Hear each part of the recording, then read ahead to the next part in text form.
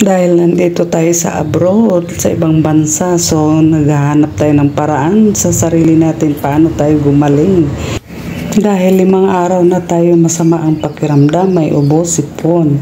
At ito na nga gagawa ako ng pangtuob, yung tuob sa ika nga, ito yung first aid natin pag masama ang ating pakiramdam.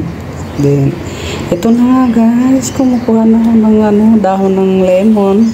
At hindi po ito sa amin, ay dito lang sa kapitbahay. So, kumuha na lang ako ng nungkit para lang meron akong ilalagay dito sa pangtuob.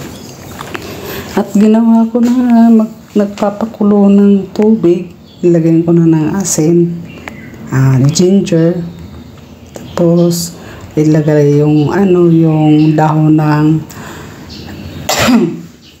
dahon ng lemon. At may kasabihan pa yung mga matatanda, kailangan daw hindi pares yung ilalagay natin. So binilang ko pa. Yan, 7 dahon ang nilagay ko. Para daw, yun nga ang kasabihan ng mga matatanda. At susundin lang natin, wala namang masama. Susunod tayo. At ayan, naghanda ako ng ginger. So ilalagay natin sa pakulo na tubig at kailangan ko ng paminta na buo, kaya lang walang buo. So ang nakita ko ay paminta na wasak.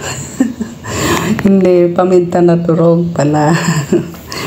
Yan na nga, kumukulo na ang tubig. So ilalagay na natin para sa ating pangtuom.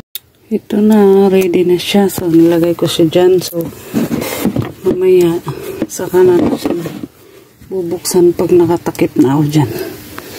Then, at ito'y nagtakip na ako ng kumot. At yan, tapos na. Good.